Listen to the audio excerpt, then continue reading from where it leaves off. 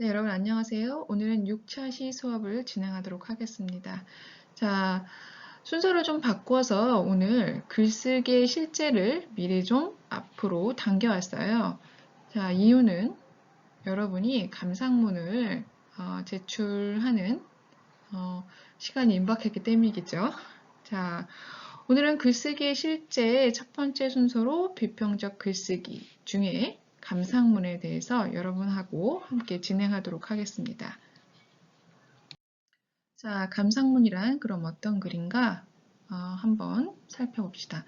자, 여러분도 이미 많이 알고 있겠지만 정리를 한번 해보는 그런 시간으로 생각해 주셨으면 좋겠네요. 자, 감상문은 생활 속에서 얻은 감상과 생각을 글로 표현하는 것이 바로 감상문입니다. 또 감상문이란 생활 체험에서 특히 느끼고 생각한 것만을 또는 느끼고 생각한 것을 위주로 쓴 글입니다. 자, 그러니까 여기서는 생각과 감상이 많이 들어간 글을 대부분인 글을 감상문이라고 하는구나 라는 것을 알 수 있죠. 자, 그럼 여러분이 쓰는 일기는 어때요? 감상문인가요? 아닌가요? 한번 생각해 봅시다. 감상문일 수도 있고 감상문이 아닐 수도 있어요. 자, 감상문의 반대편에 있는 글의 종류에 하는 서사문이 있어요.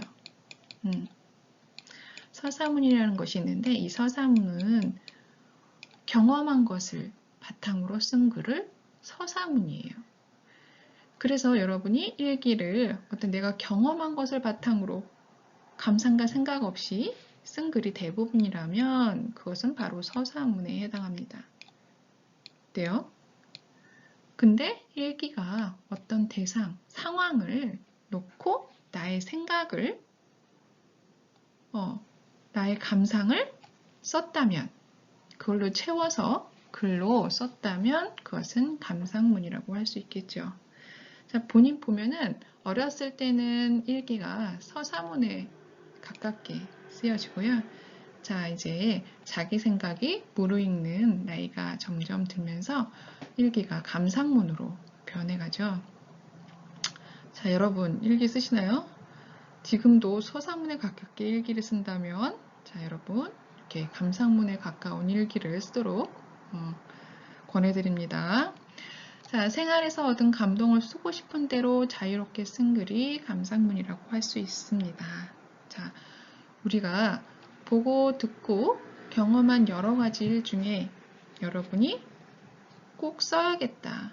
그것이 뭐 어떤 좋아서가 아니라 불편하고 힘들고 화가 나서 거기서 내가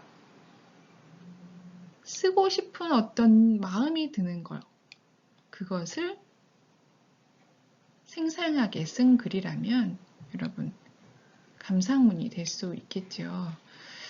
자, 자신의 주관을 세워나가고 생활하며 반성하며 비판적 사고를 기를 수 있는 글이 감상문입니다.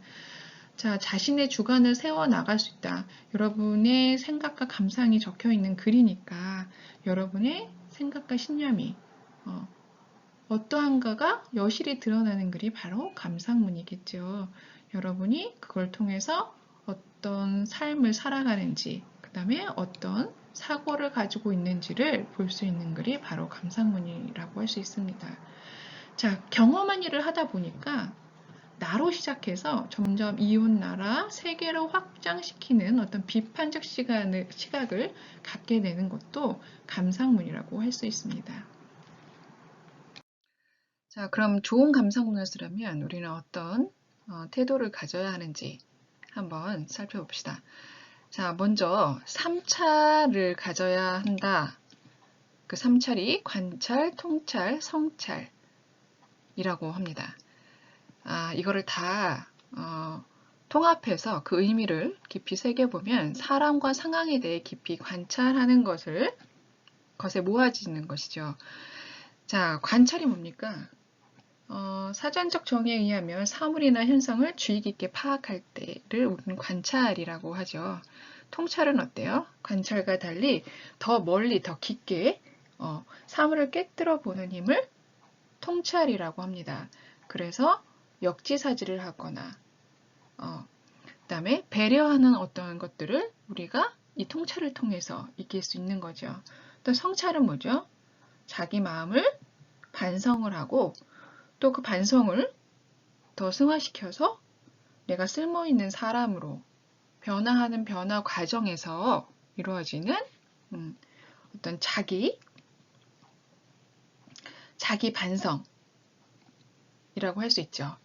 자, 이런 것들은 우리가 사람과 상황에 대해 깊이 관찰하는 것으로 통합될 수 있다.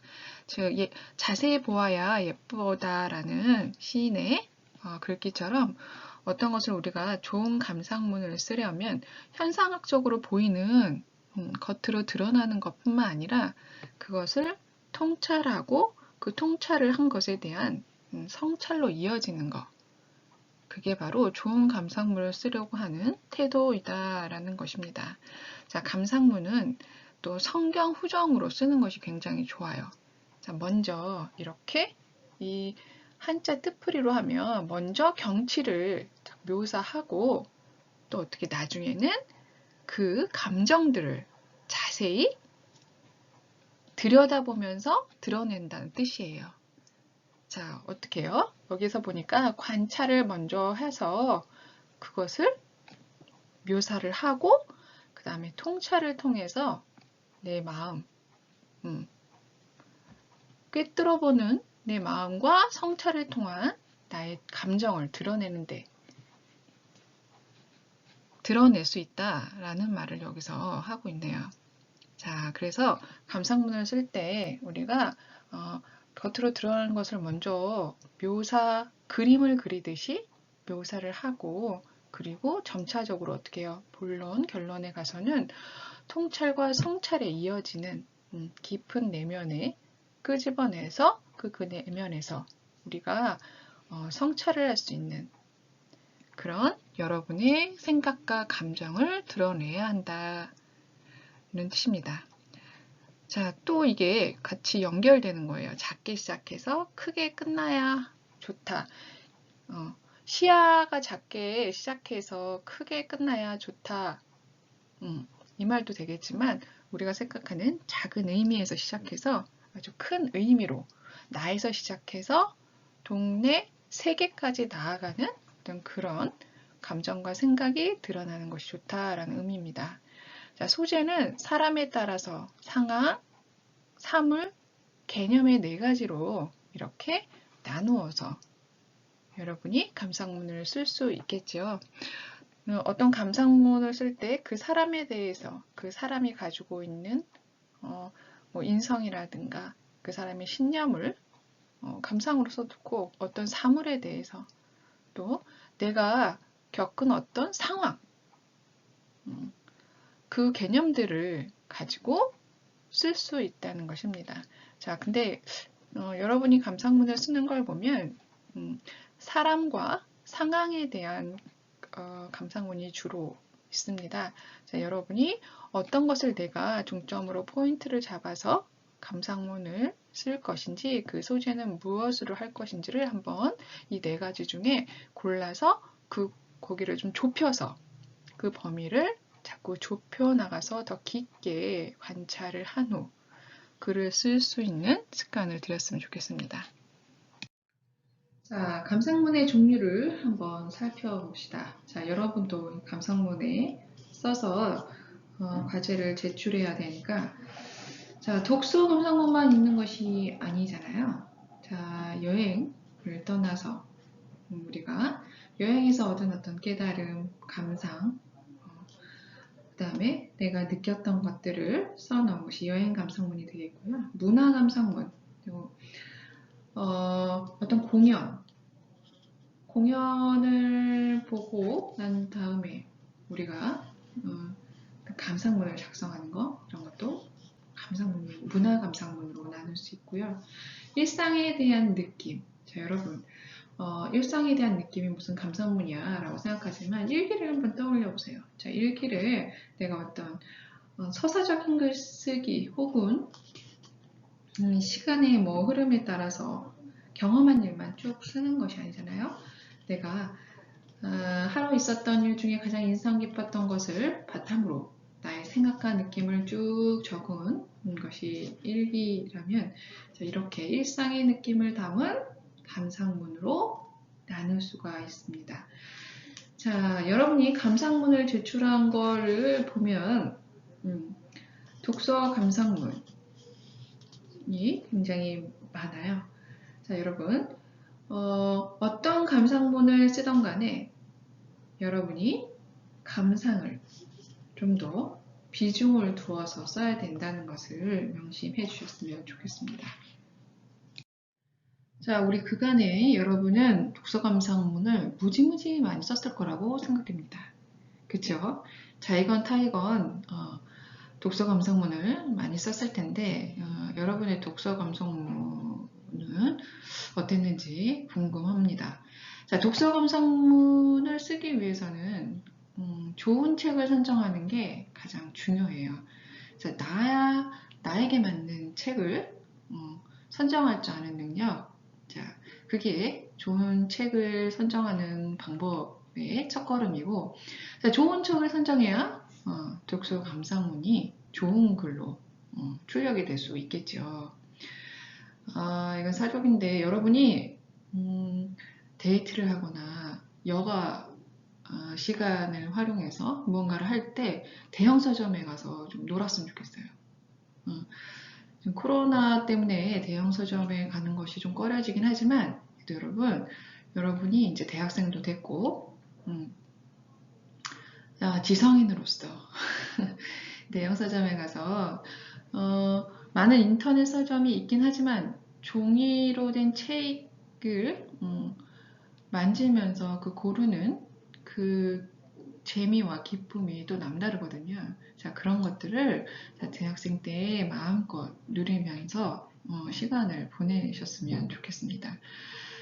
저는 서점에 가면 여행 코너에 꼭 이렇게 들려서 그 여행을 꼭 갈 거 계획도 없는데도 거기에 서갖고 맨날 여행 책자를 들여다보고 있어요. 어때요? 내 마음속에 여행을 언젠가 떠나겠다는 생각이 자리 잡고 있어서 그런가 봅니다. 자, 여러분도 여러분이 대형 서점에 같은 데 가면 어떤 코너에 가장 많은 시간을 보내고 있는지, 문구 코너 말고 문구 코너 말고 내가 어느 책의 코너에 가장 많은 시간을 보내고 있는지를 보면 내가 가장 흥미를 갖고 있고 관심을 갖고 있는 분야가 보이겠죠. 자, 그렇게 해서 여러분이 나에게 흥미가 있고 관심이 있는 책을 선정해서 생각과 느낌을 솔직하게 쓰는 것이 감상문이 되겠죠. 자, 고정된 틀이 없이 이거야 감상문의 전체적인 공통점이겠죠. 고정된 틀이 없이 수필이나 편지, 저자의 생각이 비판하는 방식의 글도 독서 감상문입니다. 자, 이거 중요하죠. 줄거리 요약보다 감동적인 부분을 구체적인 근거를 들어 서술하는 거. 자, 이제 우리는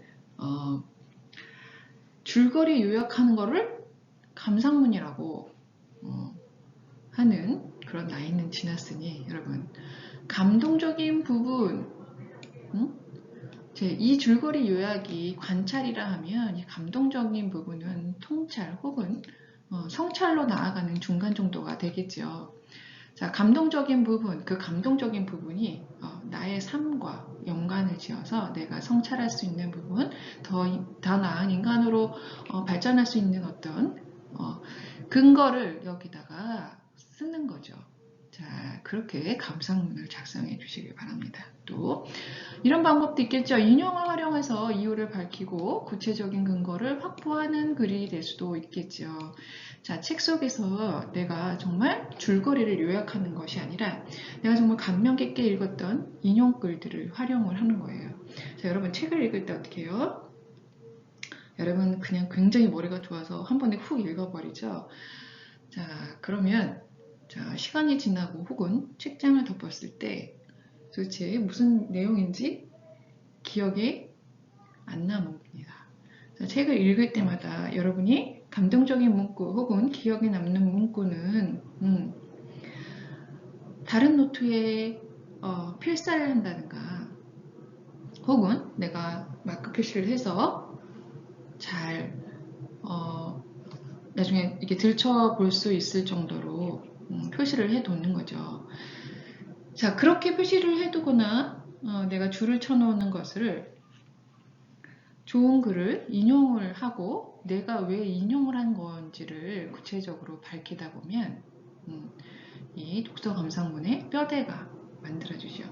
여러분이 이렇게 줄을 긋거나 중요한 문구에 표시를 한 것을 나중에 책을 한 권 다 읽고 다시 한번 정리를 한번 해보세요. 그러면 내가 줄을 친 것이 거의 공통점으로 귀결되는 포인트가 나오거든요. 그래서 나는 이 책을 읽으면서 어떤 것에 생각을 더 깊게 했구나, 내가 어떤 것에 더 감명을 받았구나를 알 수 있는 근거가 됩니다. 자, 근거를 인용을 해서 이유를 밝히고 내가 왜 그렇게 감명을 깊었는지에 대한 나의 감상으로 글을 작성하면 됩니다. 자, 이것이 독서 감상문이며 독서 감상문을 작성하는 방법이라고 할 수 있겠죠. 자, 독서 감상문은 이제 서평과도 굉장히 비슷한 면도 있죠. 자, 그 서평과 어떻게 비슷하고 차이점은 무엇인가를 뒤에서 살펴보면 독서 감상문에 대한 명확한 개념이 좀 잡힐 것입니다. 자, 여러분, 그러면 독서 감상문이 나왔으니까 우리가 독서를 해야 하는 이유에 대해서 한번 살펴보고 갑시다. 자, 여러분, 독서는 왜 해야 하나요? 자, 거기에 대한 답을 최희정 교수님이 강연을 통해서 여러분에게 해답을 드릴 겁니다. 자, 제가 링크 걸어놨으니까 여러분이 수업 후에 이거를 잘 한번 시청해 주셨으면 좋겠어요. 자, 최혜정 교수님은 독서는 1이어야 한다고 하십니다. 자, 1처럼 우리 일 열심히 하잖아요. 자, 공부도 1이고 숙제도 1이고 아무튼 1처럼 열심히 그리고 꾸준히 해야만 되는 것이 바로 독서이다 라는 답을 여기서 하고 계십니다. 여러분도 알다시피 최재청 교수님은 과학도이시고 개미연구가의 대가입니다. 자, 그 수많은 책들 중에 개미의 제국 혹은 통섭의 식탁, 기타 등등의 책이 굉장히 많은데요. 제가 최재청 교수님을 굉장히 좋아하는 이유 중에 하나는 제가 문과 출신이면서 과학을 흥미를 갖게 된 계기가 바로 최재청 교수님의 책들이었습니다. 자, 최재청 교수님이 과학도이시면서 책을 쓴 것을 보면 굉장히 글을 잘 쓰셔요. 과학자는 글을 못 쓴다는 편견을 떨쳐버리게 하는 아주 모범이시기도 하십니다. 자, 제가 최재청 교수님의 책을 읽으면서 과학을 좀 더 쉽게 이해할 수 있었고요. 더 나아가 과학에 흥미를 가질 수 있었던 것은 최재청 교수님의 그만큼 글이 쉽게 그 다음에 잘 읽힐 수 있도록 좋은 글을 쓰셨다는 반증일 겁니다. 자, 여러분도 한번 읽어보시면 좋겠어요. 저는 이래서 과학에 흥미를 갖고 더 이제 다음 책 뭐 읽을까를 고민하면서 최재청 교수님의 책을 읽었던 것 같습니다. 그래서 코스모스라든가 이기적 유전자를 교수님 때문에 확장해서 읽으면서 과학에 흥미를 채워나가는 그런 계기가 되었습니다.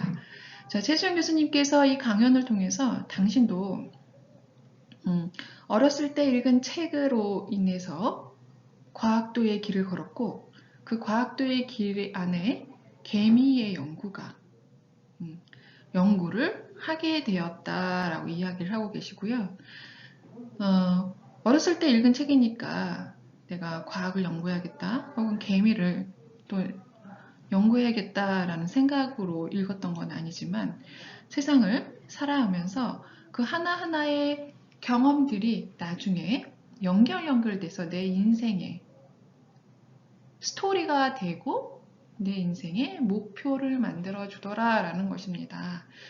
그리고 내가 살기 위해서 읽어야 되는 것인지를 깨달았고 글을 쓰려면 읽지 않으면 안 된다는 것도 알게 되었다는 점이죠. 자, 여러분도 독서 혹은 글을 쓴다는 것은 흥미, 관심, 취미를 벗어나서 일처럼 생각하고 이제부터는 내가 먹고 살기 위해서 하는 한 방편이 되어야 한다는 것을 깨달았으면 좋겠습니다.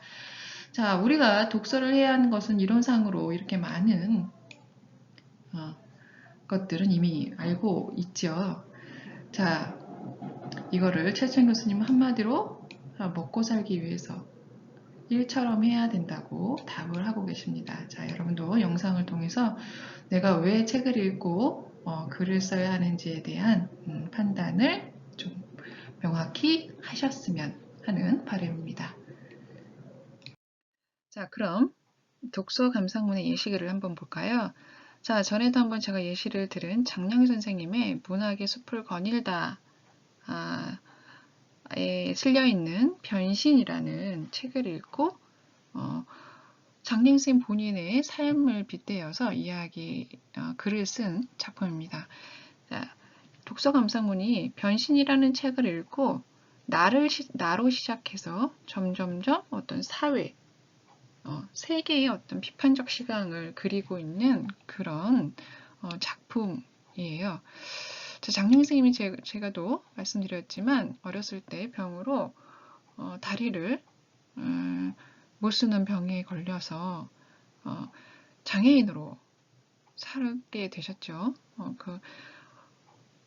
어렸을 때부터 가진 그 장애 때문에 학업을 계속 이어가는 것조차도 힘들었지만 그 많은 것들을 헤쳐나가서 서강대 교수로 재직을 하셨던 그때 글입니다. 자,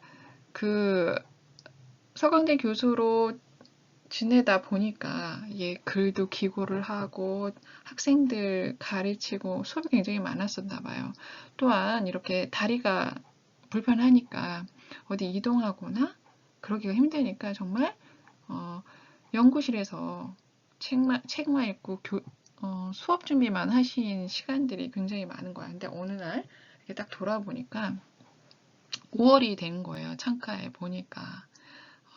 자기는 이렇게 아름다운 5월이 온 줄도 모르고 있었던 자신의 삶을 바라보면서 자신의 시간을 되짚어보면서 이 변신이라는 책과 자신의 모습을 빗대어서 감상문을 적은 거예요. 자, 여러분도 이 카프카의 변신을 읽어보셨나 모르겠지만 카프카의 아주 대표작 중에 하나입니다. 프란츠 카프카가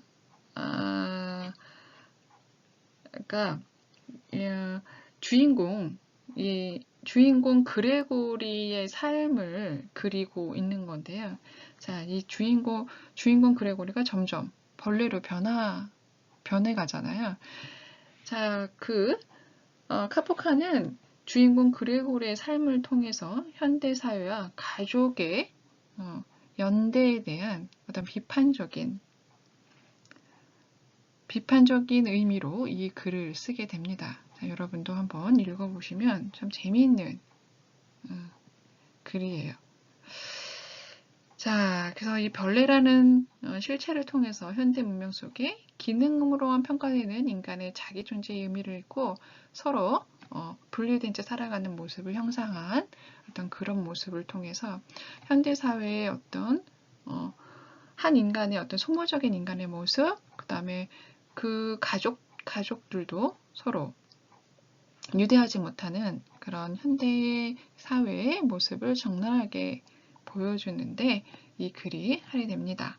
자, 그래서 장려인 선생님이 이 글을 읽으면서 자신의 모습을 바라보는 거죠. 그리고 자신의 모습을 통해서 우리 사회가 이렇게 나아가고 있는 것에 대해서 어떤 성찰적인 모습이 필요하다라는 의미로 이 글을 쓰게 됩니다.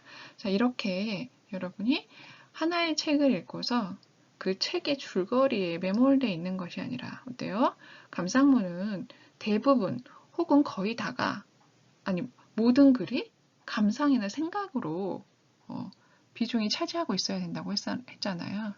자, 그래서 많은 글이 장량일 선생님의 카프카의 변신이라는 책을 읽고 나서 생각과 감상으로 이어지게 되거든요.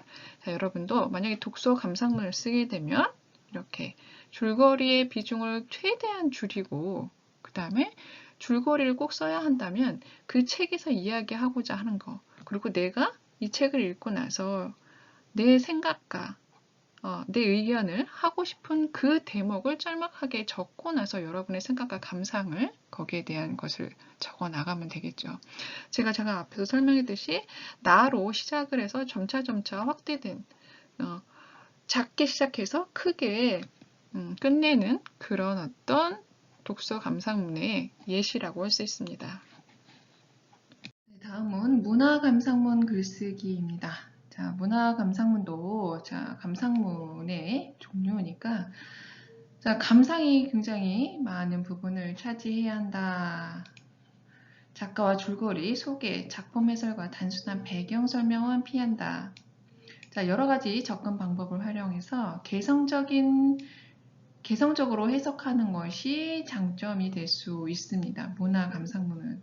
자, 문화 감상문이니까 여러분이 많은 공연, 미술, 이런 것들을 관람하고 여러분만이 느낄 수 있는 여러분만의 해석 포인트를 잡아서 남들과 달리 다른 시각으로 그것을 풀어낼 수 있겠죠.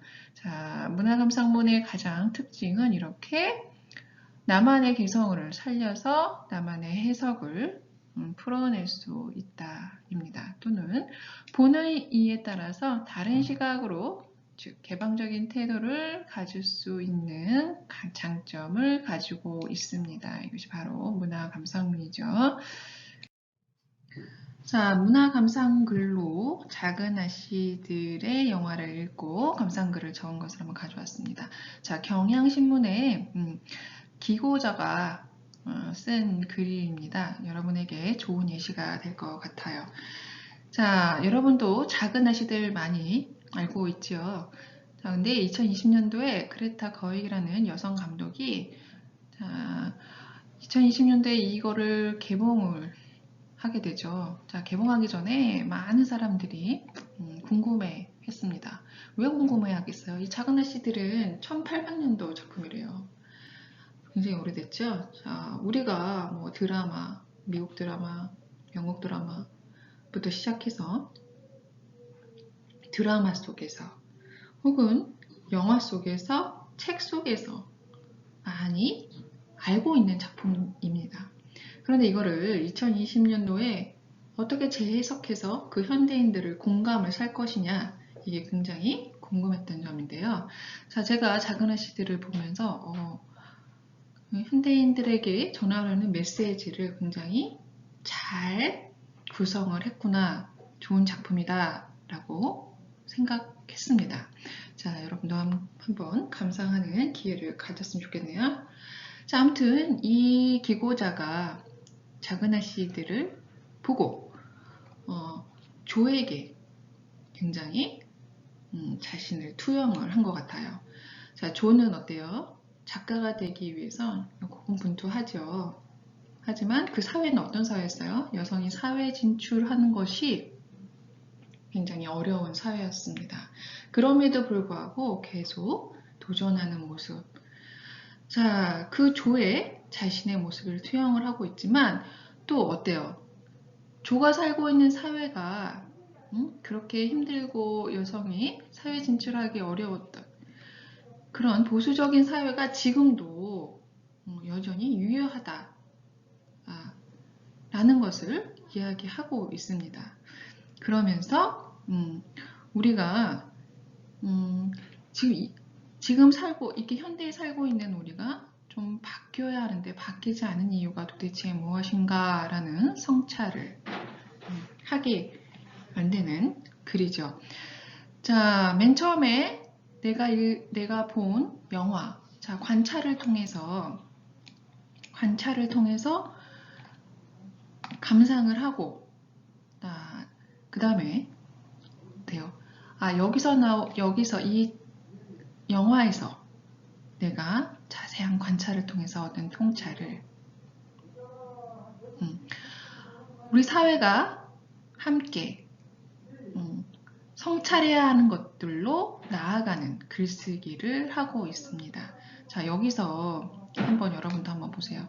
줄거리가 주저리 있는 것은 아니잖아요. 줄거리가 있진 않지만 그 인물 중에서 내가 투영하고 이 글에서 이야기하고는 주요 요지에 해당하는 조를 통해서 나를 투영하고 그다음에 사회의 어떤 비판적인 시각으로 그다음에 우리 사회 그리고 우리 구성원이 어떻게 반성을 하고 성찰을 해 나가야 되는지에 대한 고민, 화두를 던지고 있는 것이죠. 자, 이렇게 어떤 감상문들, 그것을 뭐 문화 감상문이 됐든 독서 감상문이 됐든 영화 감상문이 됐든 줄거리를 쓰는 것이 아니라 그 안에서 내가 어떤 감상으로 어떤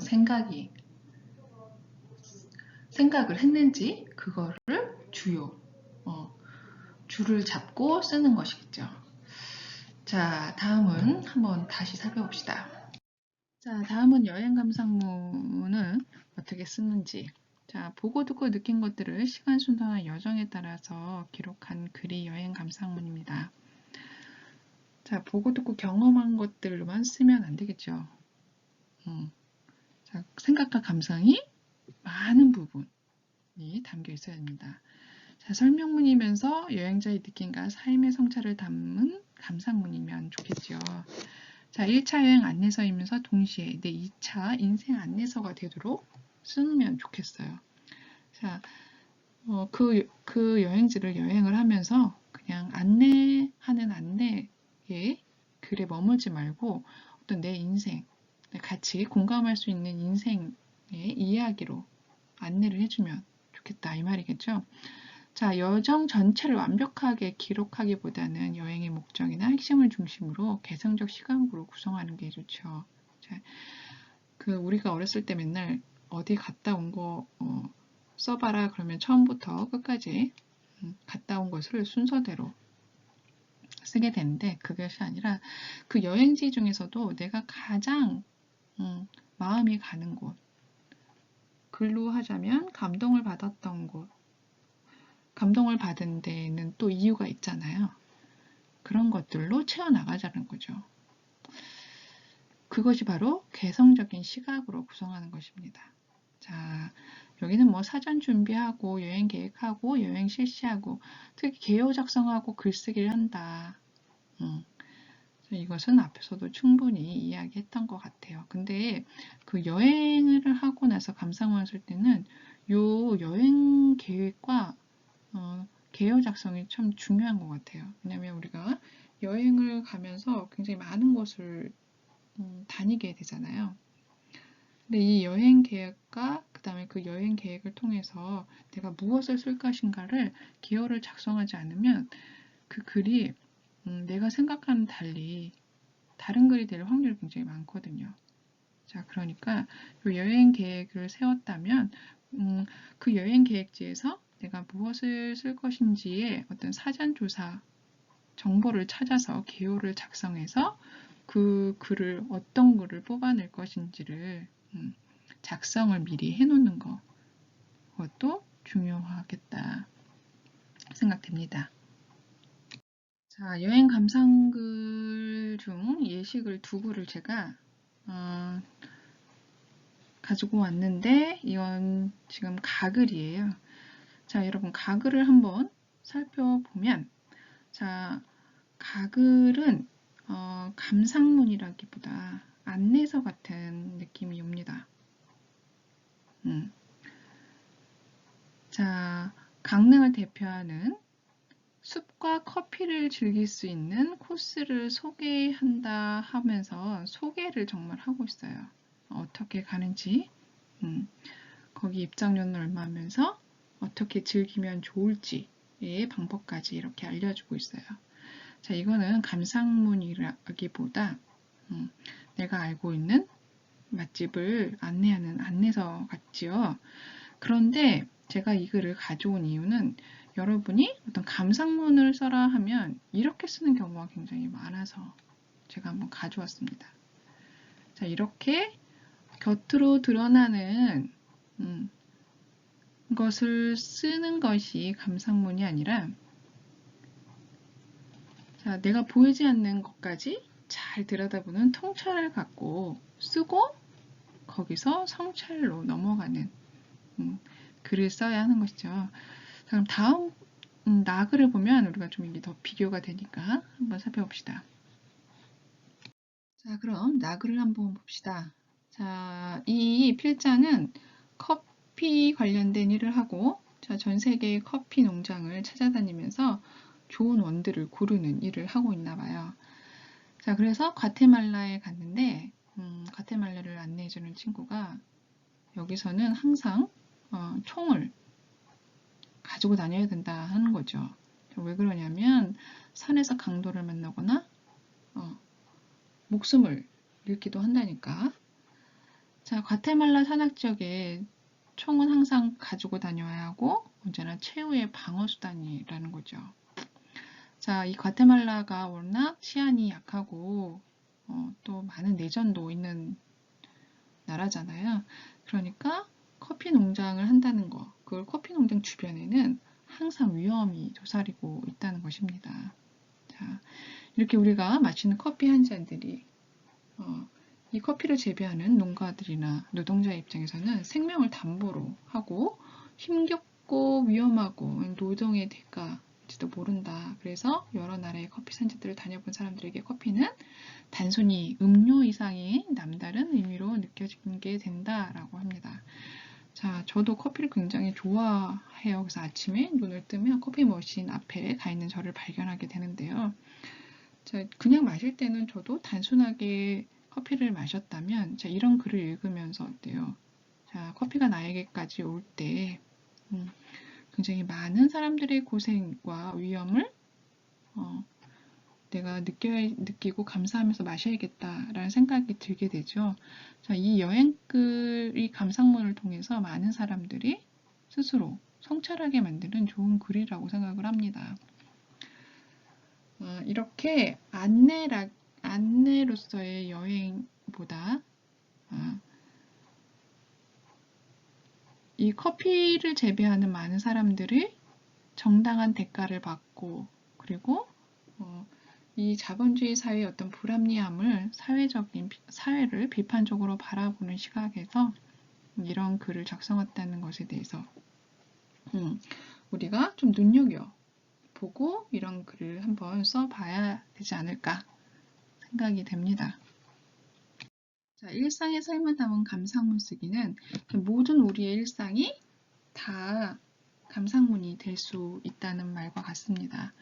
어렸을 때부터 삶을 쫙 우리가 한번 훑어보면 그 안에서 우리는 무수한 감상문의 소재를 찾아낼 수 있죠. 또한 지금 우리가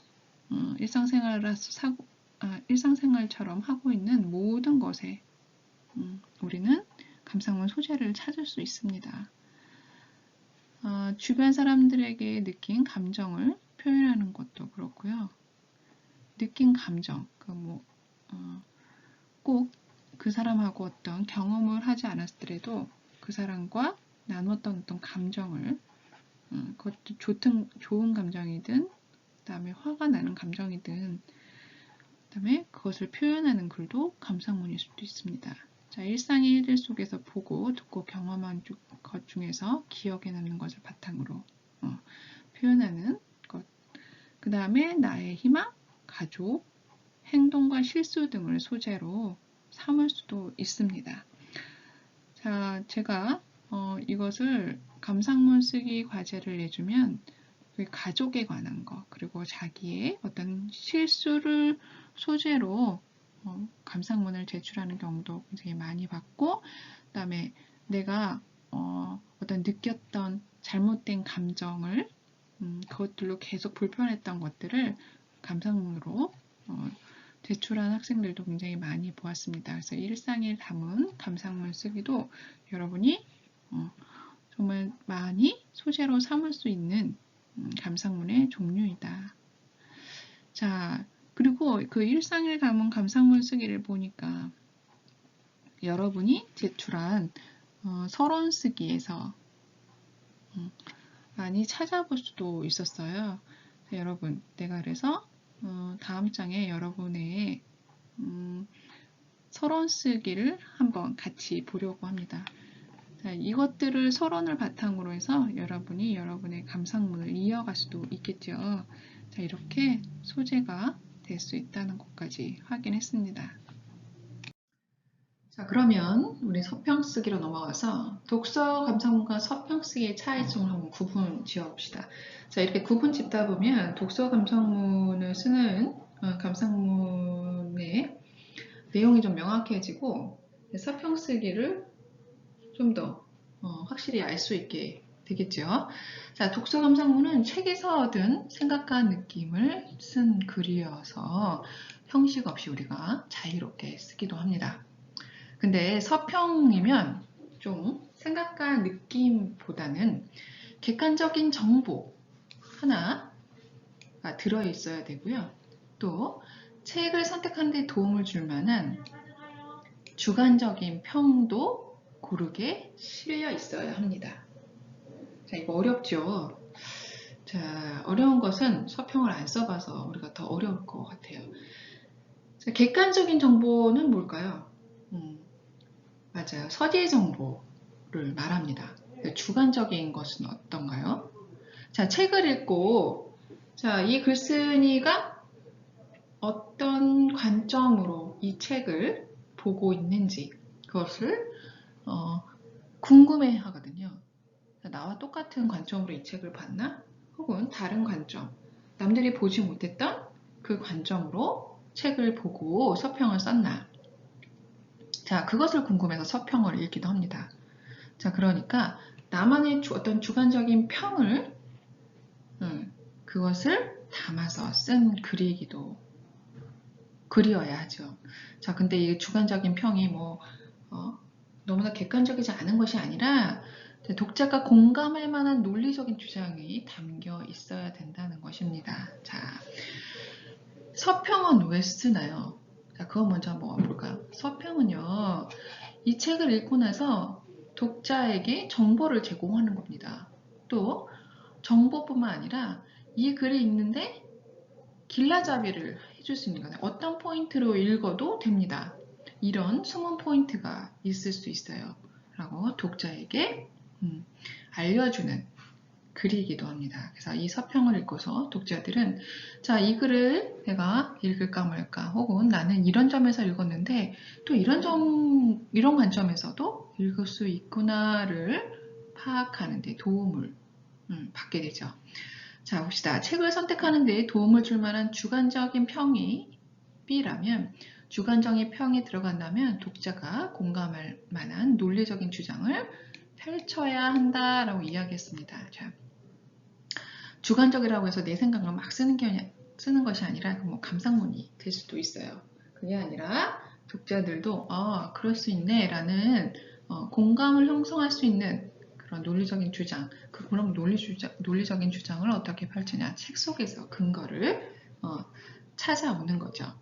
그래서 그것을 근거로, 책의 내용을 근거로 해서 쓰게 됩니다. 책에 대한 객관적인 정보, 즉 서지 정보, 책 제목이라든가 저자명이나 이런 것들을 통해서 책의 객관적인 정보를 파악하게 독자에게 알려주게 됩니다. 자, 어때요? 조금 구분이 가나요? 자, 다음 장에서 좀 더 깊이 살펴보겠습니다. 서평쓰기의 가장 기초는요, 주어에 있어요. 자, 우리가 감상문이나 독후감을 쓸 때 주어 어때요? 나는 필자는 이러면서 주어를 선택하게 됩니다. 하지만 서평의 주어는요. 자, 객관적인 정보를 독자에게 제공해야 되는 글쓰기이므로 책에 대한 정보를 서지 정보를 제공할 때 책은 또 작가에 대한 정보를 제공해야 할 때도 있잖아요. 그때 작가는 그 다음에 독자 입장에서 이것들을 바라봐야 된다. 독자의 관점에 대해서 이야기해주고 싶을 때 독자는 또 등장인물, 주인공은 이러면서 어떤 객관적인 주어들을 사용하게 되는 겁니다. 자, 이게 바로 서평쓰기의 가장 기초적인 것. 주어를 선택하는 것이 다르다. 이렇게 구분해서 알게 되죠. 자, 서평쓰기와 독서 감상문의 큰 차이가 주어에 있다라고 앞에서 설명을 했습니다. 자, 또 하나 독서 감상문은 필자 중심, 자, 글 쓴 사람의 중심에서 쓰는 글이라면 서평쓰기는요, 독자 중심의 글쓰기라고 할 수 있어요.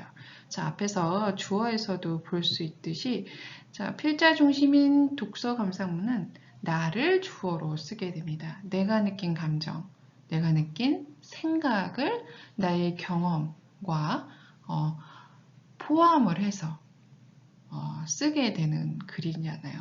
자, 근데 서평쓰기는 어때요?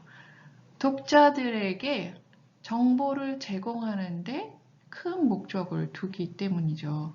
자, 그래서 독자 중심으로 글을 쓰게 됩니다. 자, 여기서 한번 볼까요? 자, 가는, 자, 필자 중심의 독서 감상문입니다. 어때요? 주어 한번 볼까요? 주어가 여기 나는 거의 마지막에 이르러서 보세요. 자, 이렇게 주어가 나를 가리키고 있고, 여기 맨 처음에서도 처음에 너무 혼란스럽고 몰입이 되지 않았다 라고 나의 어떤 생각과 감정을 쓰고 있습니다. 그리고 여기 한번 볼까요? 자, 나번은 독자 중심인 서평 글쓰기입니다. 자, 뭐 심각한 주제이지만 소설은 때로는 경쾌하고 발랄한 문체로 때로는 가슴 찢어지는 감동과 애절함으로 미국에 이민 온 도미니카 가족 레옹가의 삶을 따라간다. 이러면서 자, 이 책을 어떻게 해요? 이 책의 분위기를 객관적으로 표현하고 있습니다. 자, 이 책의 주제는 소설은 이렇게 이야기를 하고 있죠. 자, 그리고 그는이라는 그 배경 인물들을 설명하는 것들도 이런 주어를 쓰고 있죠. 자, 그는 자신에게 절대 사랑을 찾아오지 않을 거란 생각으로 무력감에 빠져 있다. 이러면서 그 체계들 객관적으로 표현을 하고 있다는 것을 우리는 알 수 있습니다. 자, 어때요? 자, 가에서는 자신의 감정에 충실해서 자신의 감정의 생각과 그것을 담아서 독서 감상문을 적었다면, 자, 서평은 좀 더 객관적인 시선으로 자, 책 그리고 등장인물들을 바라보면서 작성을 했다는 것을 자, 이걸 읽으면서 한번 이렇게 쫙 읽어보면 어떤 차이가 있는지 감으로도 알 수 있을 것 같아요. 자, 감상문은 자신의 생각과 감상을 자유롭게 형식에 구애받지 않고 쓴 글이라면 서평은 조금 다릅니다. 객관적인 정보 플러스 주관적인 어떤 정보를 서로 공유하는 것이 서평인데요. 자, 객관적인 정보를 읽는 독자에게 알려주는 것, 또 내가 읽는 관점을 독자들과 공유하는 것이 자, 서평의 기본적인 큰 틀의 구성입니다. 자, 그것을 주관적인 측면, 객관적인 측면을 나누어 본다면 여러분 이렇게 구성 요소가 짜여질 수 있다라고 할 수 있습니다. 자, 이것이 모두 서평을 쓰는데 다 필요하냐? 그렇지도 않습니다. 하지만 여러분이 자, 서평을 쓰는 기초적인 단계라면 이것을 머릿속에 두고 블럭을 짜 맞추듯이 어디에다가 이것을 넣을지 배열의 순서를 정하기 전에 구성 요소를 머릿속에 두고 있다면 훨씬 서평 쓰는데 도움이 될 겁니다. 자, 객관적인 측면이라고 하면 서평 쓰기 바로 이런 부분이 되겠죠. 자, 책을 혹은 저자를 소개하는 부분입니다. 이 저자가 어떤 사람이고 또 이 책은 어떤 특징을 가지고 있다라는 소개, 대표적으로 이렇게 하죠. 권위 있는 어떤 곳에서 상을 받거나 그런 것들을 이런 저자 소개, 그다음에 책의 특징의 설명 부분에 소개를 합니다. 자, 그래서 이 책이 이렇게 권위 있는 곳에서 상을 받을 만큼 인정을 받았다는 것을 설명을 해 주는 것이죠. 자, 그 다음에 관점을 한 30% 해당하게 합니다. 자, 서평의 100% 중에 30%라면 크죠. 자, 이 관점이라는 것은 내가 주관적인 부분에 해당하겠지. 자, 글쓴이가 이 책을 읽으면서 나는 이런 관점으로 이렇게 책을 읽었습니다. 라는 글쓴이만의 해석이 될 수 있겠어요. 자, 근데 이 주관적인 것을 이렇게 들이밀면 어때요? 읽는 독자들이 이렇게 자기 근거 없이 읽을 수가 있어? 난 공감을 못 하겠는데, 이해를 못 하겠는데 할 수 있잖아요. 자, 그거를 우리는 근거 자료를 통해서, 자, 독자에게, 봐봐요. 이렇게 읽을 수 있어요? 라고 이해시켜야 합니다. 자, 그것이 바로 이 부분, 설명 부분, 한 20%에 해당 부분인데요. 자, 여러분이 예를 들어 책을 읽어서, 자, 책을 읽는 부분 내내 여러분이 중요한 부분에 밑줄을 치거나, 자, 독자의 어떤 생각과 공감을 하거나 이해할 수 없는 부분, 네, 밑줄을 치거나 이런 밑줄을 친 부분을 나의 관점을 해석하는 나의 관점을 해석하는 거에 근거 자료로 삼을 수 있는 발췌를 그대로 갖다가 쓰잖아요. 자, 그대로 갖다가 책에 있는 부분을 그대로 따다가 발췌를 하면, 자, 발췌한 부분을 이 발췌 부분은 이렇다라고 설명을 해주고, 자, 이런 부분들이 모이면 어때요? 내 관점을 해석하는 근거 자료가 되겠죠. 자, 그 근거 자료를 책 속에서 발췌를 하고 발췌 부분을 설명을 하거나, 자, 발췌 부분이 없으면 책 속의 어떤 부분에 대한 것들을 설명을 하는 것. 20%에 해당합니다. 그러니까 보세요, 여러분. 이 관점과 관점을 해석하는 근거 자료로 삼는 것이 20%. 총 50%가 해당하는 부분이 어쩌면 주관적인 부분, 그 주관적인 부분을 제대로 이해시키기 위한 근거 자료까지 포함한 분량이 될 거예요. 자, 그럼 50%에 해당한다. 자, 그리고 요약하면 20% 한번 보세요. 자, 여러분이 감상글을 쓰거나 서평글을 쓸 때 요약을 50% 이상 쓰는 학생들이 있는데, 자, 요약은 감상글도 그렇지만 서평글도 한 20% 정도면 20% 정도를 쓰는 것을 권장을 한다. 자, 꼭 이게 뭐 수학 공식이 아니니까 여기 20%, 10% 이것이 아니라, 자, 그 분량의 어떤 감을 잡으면 좋겠어요. 자, 요약이 한 20% 정도다. 자, 요약을 이 글을 서평을 읽는 사람들은 원하지 않는단 말이에요. 자, 원하는 부분은 50%에 해당하는 부분이 원하는 것이야. 그러니까 요약 부분을 간략하게, 그리고 내 관점에 해당하는 부분을 요약을, 전체적으로 요약을 간단히 할 수도 있고, 어때요? 내 관점에 해당하는 부분을 요약을 하는 거. 자, 이렇게 한 20%에 해당하고요. 자, 그 다음에 기타 부분. 자, 이 책을 다 읽고 나니까 이런 분한테, 이런 대상한테 권하고 싶다. 이런 대상이 읽었으면 훨씬 더 좋겠다라는 어떤 권유. 그 다음에 이 책을 읽고 난 어떤 간단한 소감. 뭐 이런 것들로 10%에 해당하는 글을 써서 마무리하게 됩니다. 그래서 100% 구성 요소를 이렇게 소개해 봤습니다. 자, 처음 서평을 쓸 때 감상문과 굉장히 구분 못할 수도 있지만, 자, 이렇게 구분하는 것 같아요. 서평을 쓸 때 이 구성 요소를 머릿속에 두면 조금 편해질 거라고 생각됩니다. 그리고 감상문하고 확연히 다른 부분을 여기에서 여러분이 확인할 수 있을 것입니다. 자, 그럼 앞에 있는 그 구성 요소를 가지고 우리가 어떻게 이것을 짜 맞춰 나가면서 서평을 작성하는지 네 타입으로 한번 나누어 보았습니다. 자, 가장 초보자들에게 쉬운 그런 타입이 A 타입이 되겠죠. 자, 작가이 작품을 소개하고 아까 위에서 그것 20%에 해당한다. 자, 줄거리 주요 내용을 요약하는 게 한 20%. 그다음에 발췌 및 해석하는 부분 우리 어때요? 나의 관점에 대한 발췌 및 해석 부분이 한 50%에 해당하겠어요.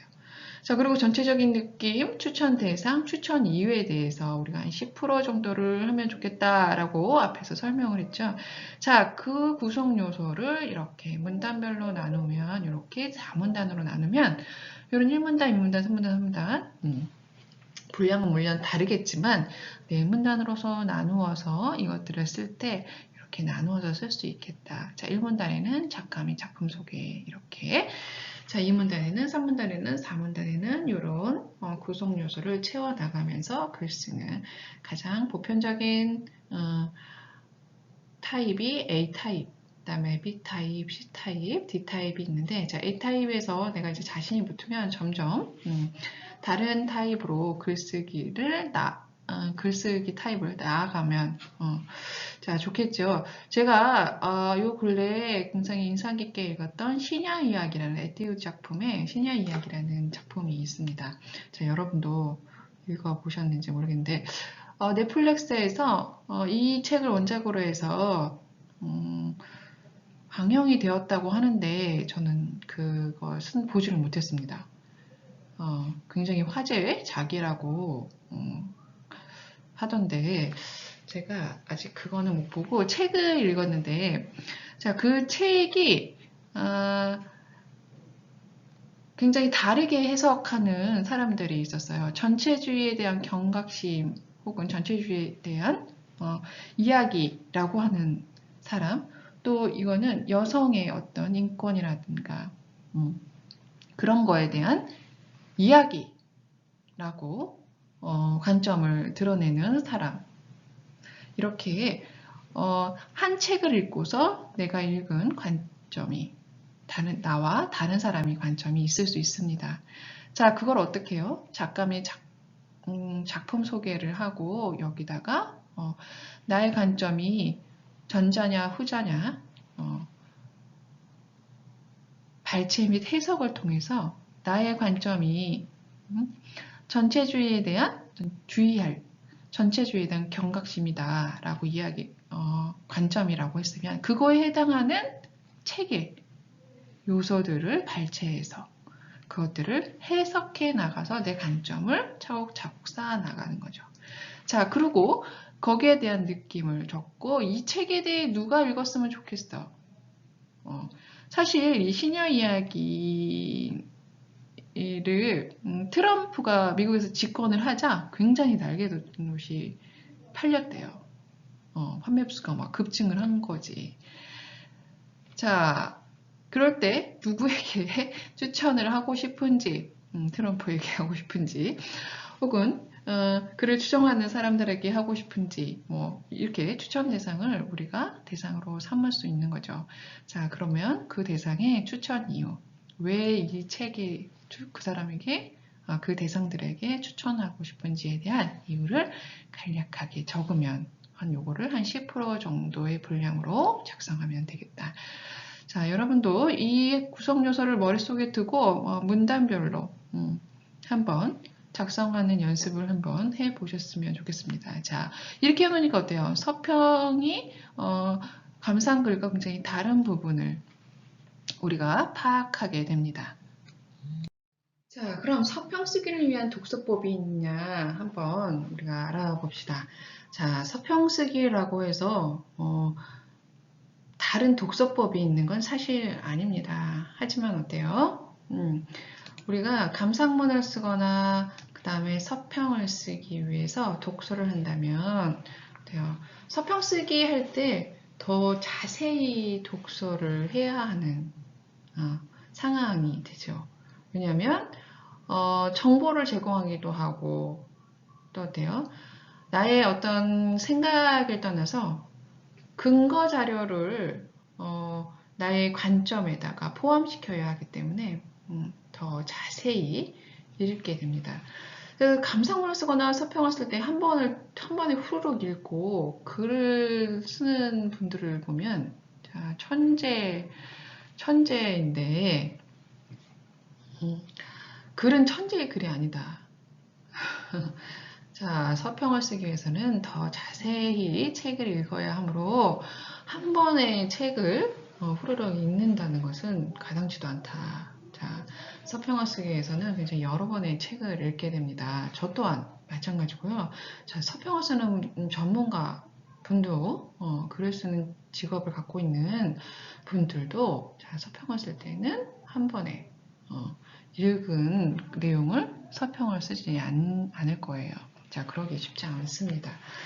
자, 그래서 서평 쓰기를 할 때 여러분에 권해드리고 싶은 독서법은 2차 독서법입니다. 첫 번째 독서에서는 여러분도 다 아는 거 맞죠? 자, 밑줄과 표시를 통해서 내 책의 정보를 세세하게 읽고, 자, 밑줄과 표시를 한 것을 보면 설명을 했지만 어때요? 내가 지금 보고 있는 이 책의 관점이 공동 분모를 찾아낼 수 있습니다. 자, 그리고 밑줄과 표시를 통해서 내가 파악하거나 파악하지 못한 부분은 어때요? 이 조사를 통해서 확실히 파악하면 됩니다. 자, 여기까지도 힘든 작업이죠, 사실은. 자, 그리고 자, 두 번째는요. 이 밑줄과 표시, 그 조사를 한 것을 바탕으로 읽게 됩니다. 훨씬 더 빠르게 읽을 수 있겠죠. 자, 밑줄과 표시 조사를 한 것을 중심으로 읽게 됩니다. 자, 그래서 2차 독서를 할 때는 그것을 중심으로 해서 어때요? 내가 관점을 갖는 키워드, 그 다음에 그 키워드를 중심으로 내가 어떻게 서평 쓰기를 해야겠다는 전반적인 개요를 작성합니다. 우리 그 개요 알죠? 자, 내가 전반적으로 어떻게 글을 쓰겠다는 것들을 키워드로 작성을 해놓으면 이 개요에 해당하겠죠.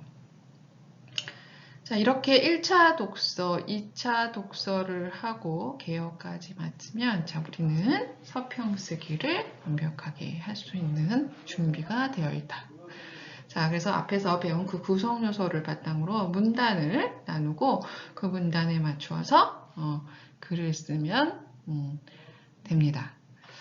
자, 어렵지 않죠? 자, 이론은 이렇게 사실 어렵지 않습니다. 막상 또 글을 쓰다 보면 수정해야 할 부분이 글쓰기 단계에서 지금 수정하기 초고를 쓰고 수정하기 단계가 있잖아요. 자, 이렇게 초고를 쓰고 난 다음에도 여러 번의 수정을 거쳐야지만 이 서평 쓰기가 된다. 자, 서평을 쓰고 이제 과제를 받아보면 내가 맨 처음에는 관점을 A로 잡았어. 근데 점점 가다가 A-1, 2, 3, 어쩔 때는 C까지 흘러가는 그 관점이 저기 어디 안드로메다로 흘러가는 그런 서평 쓰기를 많이 보았습니다. 자, 그렇게 먼 곳으로 가지 않기 위해서, 내 관점이 먼 곳으로 가지 않기 위해서는, 자, 1차 독서가 굉장히 중요해요. 자, 1차 독서를 명확히 해서 이렇게 표시와 조사를 통해서 기초를 다져놔야지만 내 관점이, 내가 공유하고 싶어 하는 그 관점이 흐트러지지 않는다. 자, 여기서 제가 예문을 하나 가져왔습니다. 여러분이 이 예문을 한번 자세히 읽고 밑줄을 1차 독서를 한번 해보고 그 다음에 2차 독서를 키워드와 개요 작성을 한 다음에 이 글의 주제 키워드를 한번 뽑아 주시기 바랍니다. 자, 이건 확인학습으로 제가 확인을 한번 해볼게요. 자, 다음으로 가겠습니다. 자, 이 서평 사례를 가지고 왔습니다. 자, 이 서평 사례 누가 썼을까요? 자, 이 서평은 편혜영 작가의 몬순이라는 작품입니다.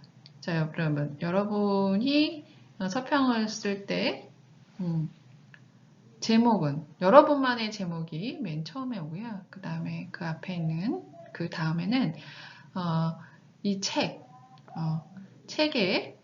제목을 적게 됩니다. 감상문도 이렇게 자신의 제목을 앞에 놓고 그 다음에 그 책의 제목을 그 다음 줄에 놓는 거죠. 자, 그 다음에 소설은 이게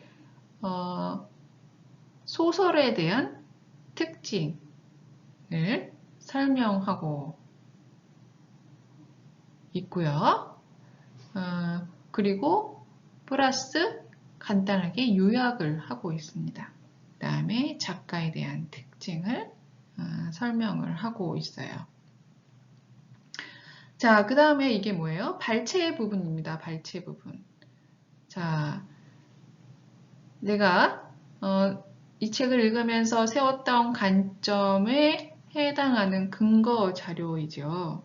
자, 이렇게 어디서 따왔다는 페이지 수를 출처를 꼭 작성을 하고 책을 내용을 발췌를 합니다. 이걸 발췌한 내용을 대한 설명을 하게 되는 거죠.